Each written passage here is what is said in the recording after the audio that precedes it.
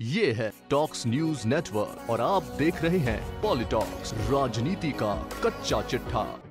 सभी सज्जनों, युवाओं, बुजुर्गों, मेरे क्षेत्र के अलावा नागौर जिले व राजस्थान के सभी सज्जनों को, बहन भाइयों को आज तेजादशमी है और रामदेव जयंती भी है और आज एक खास बात है, खेजड़ी दिवस भी है।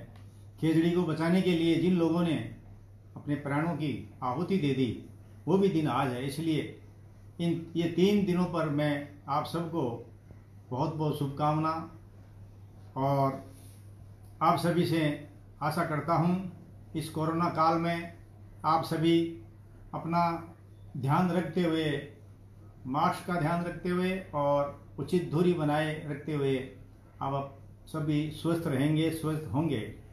दोस्तों, कांग्रेस सरकार ने कोरोना कालखंड में हम लोगों को सुविधा देना चाहिए। एक तरफ बीमारी की महामारी की मार, एक तरफ बेरोजगार हो रहे युवा, कोरोना से प्रभावित सभी तरह के धंधे, व्यापार, मजदूरी बंद। हर आदमी हर परिस्थिति में जहां जी रहा है वो अभाव में है, दुखी है, मूलभूत जरूरतों से भी अभाव में जी रहा है। कांग्रेस सरकार को इस वक्त जनता को फायदा देना चाहिए था, उचित लाभ देना चाहिए था। बजाय इसकी किसानों पर, बिजली के उपभोक्ताओं पर, फैक्ट्री मालिकों पर, गरीब मजदूरों पर बिजली की मार को कोरोना से भी 4 गुना ज्यादा उपभोक्ताओं पर लाद कर राजस्थान की जनता को बहुत बड़ा झटका दिया है, दुखी किया है, परेशान किया है। कांग्रेस सरकार की कथनी और करनी में जो फर्क है, मेरे कहने से आप माने न माने, अगर किसान बिजली से परेशान नहीं है, गरीब बिजली की मार से परेशान नहीं है, सरचार्ज और फ्यूल से परेशान नहीं है, तो आप खुद अपने आप में ये बात जांच लीजिए, सोच लीजिए कि हम जो कह रहे हैं वो सही है या किसान गरीब मजदूर बिजली से परेशान, भ्रष्टाचार से परेशान, एक न्याय से परेशान, वो बात सही है। इन दोनों में आप खुद ही तुलना कर लीजिए।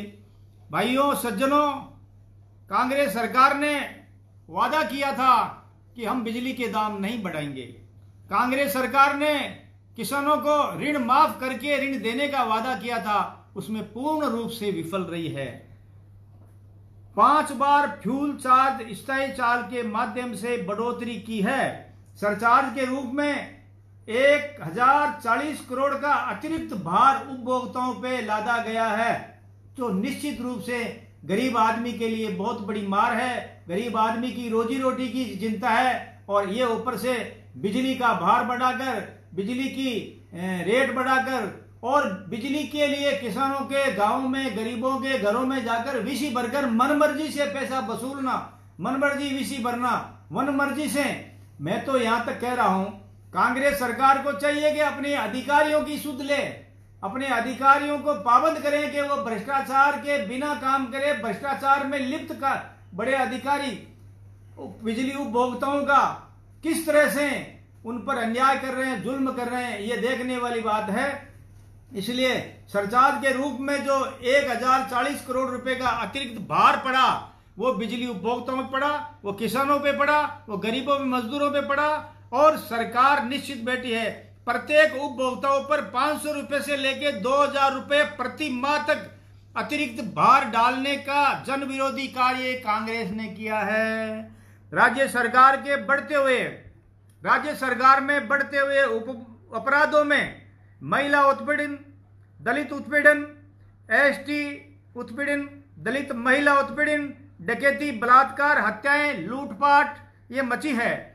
हमारी सरकार, जब ये कांग्रेस सरकार आई तब इन्होंने कहा न्याय देंगे, पुलिस अच्छा कार्य करेगी, हर गरीब को न्याय मिलेगा, अपराध कम होंगे।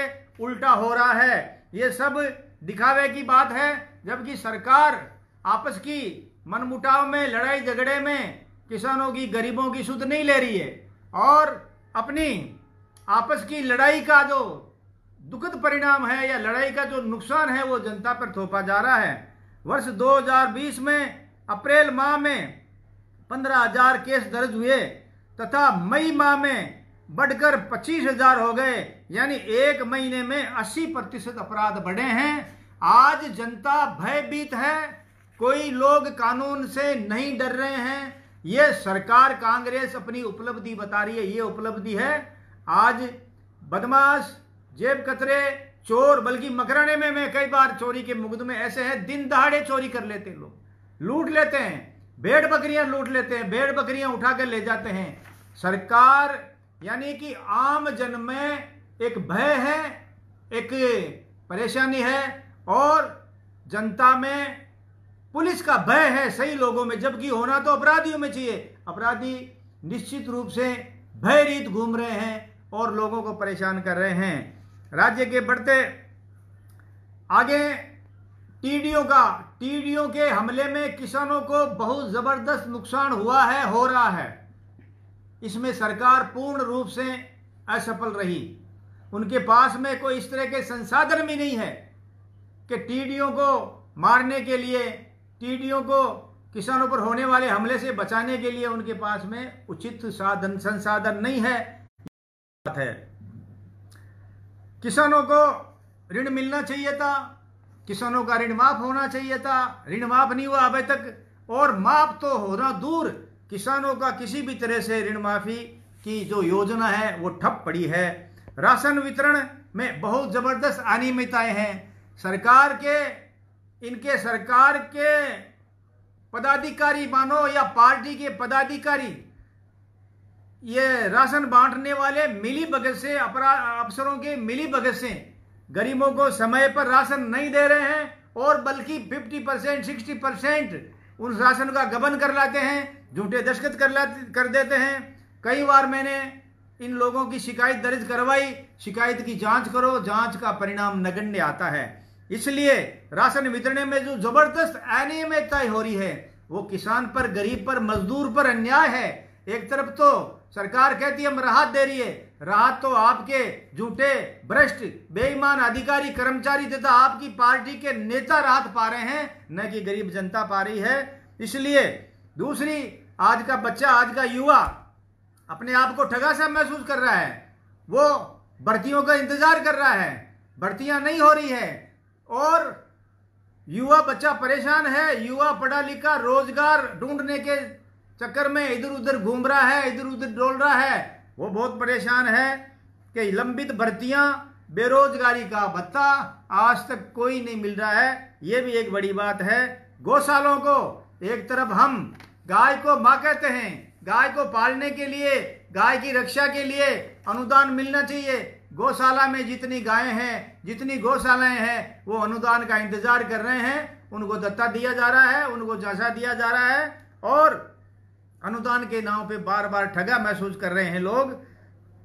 कोरोना के कुप्रबंध में, कोरोना की मैं बात कहूं, आज भी सरकारी अधिकारी, कर्मचारी, ये एक विशेषता रही है, ये एक व्यवस्था रही है। जब जब संकट आता है, सच्चे और अच्छे लोग संकट से उभारने के लिए लोगों की मदद करते हैं, दुखी लोगों की मदद करते हैं, बीमार लोगों की मदद करते हैं। अलग अलग स्वभाव है, लेकिन इस सरकार में, कुशासन में अधिकारी पेट भर रहे हैं और इनके नेता मिली भगत से जिसको चाहो राहत दो, जिसको चाहो राहत मत दो। मेरे बार बार मकराने में कहने के बावजूद कि आप कोरोना के काल में नियम कायदे को आप पालना नहीं कर रहे हैं, इसलिए ये रोग बढ़ने की संभावना है। आपने मनमर्जी से लोगों को राहत दी, मनमर्जी से खाद्य सामग्रियां दी और अपनी मर्जी के अनुसार पक्षपात लेकर जिसको चाहो न्याय इलाज करो, जिसको चाहो घर बैठा दो या घर में इलाज करो,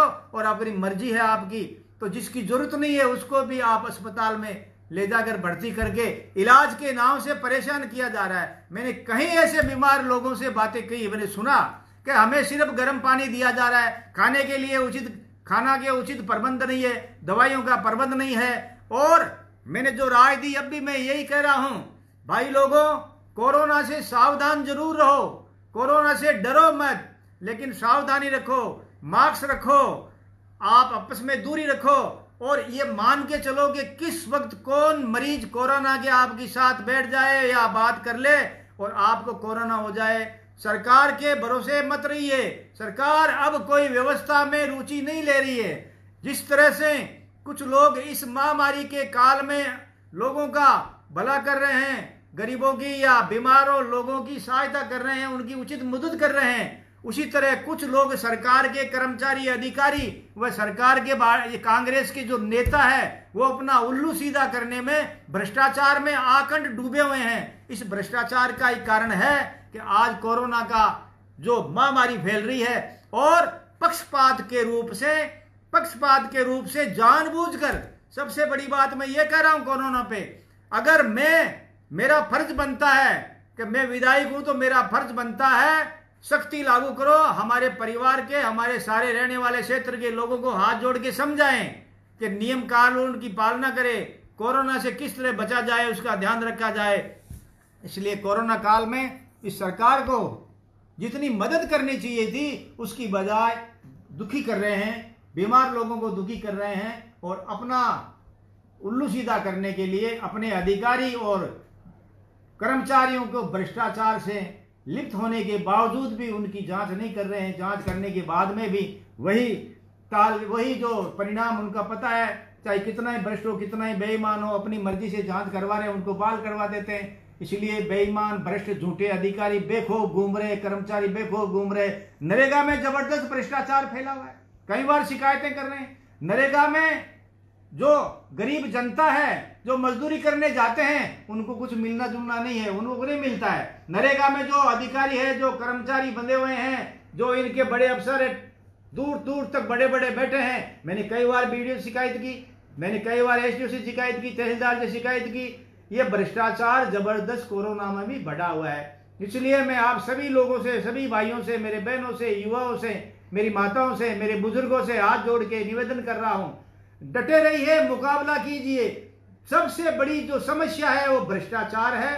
भ्रष्टाचार का मुकाबला कीजिए। मुझे आशा है हम सब मिलकर भ्रष्टाचार का मुकाबला करेंगे, भ्रष्ट बेईमान का मुकाबला करेंगे तो जो गरीब को हक मिलने वाला है, जो किसान को हक मिलने वाला है, तो स्वतः ही मिल जाएगा। इसलिए इस लगभग पूरी 2 साल के समय में ये कांग्रेस सरकार पूर्ण रूप से असफल रही है। इन्होंने बजट में कहा कि हम न्याय देंगे, बजट में कहा कि हम भ्रष्टाचार मिटाएंगे। इन्होंने यहां तक भी महामहिम राज्यपाल के अभिभाषण में कहा कि हम आम आदमी को निर्भय जिंदगी, निश्चित जिंदगी, भयरहित जिंदगी देंगे, जिसमें पूर्ण रूप से विफल रहे। इसी आशा के साथ में फिर एक बार कह रहा हूं, कांग्रेस सरकार लोगों पर अन्याय कर रही है, पक्षपात कर रही है और सेवा के नाम से अपने भ्रष्ट बेईमान अधिकारियों का पेट भर रहे हैं, उसके पक्ष में ये खड़े हैं। तो आप लोगों से निवेदन है कि हम सब मिलकर मुकाबला करें और इस भ्रष्ट शासन, भ्रष्ट कुशासन, भ्रष्ट कांग्रेस की सरकार को पाबंद करें, मजबूरी से इसको रास्ता दिखाएं कि सच्चाई के रास्ते पे चले, आम आदमी और गरीब की सेवा करें। धन्यवाद, नमस्कार। ये है टॉक्स न्यूज नेटवर्क और आप देख रहे हैं पॉलिटॉक्स, राजनीति का कच्चा चिट्ठा।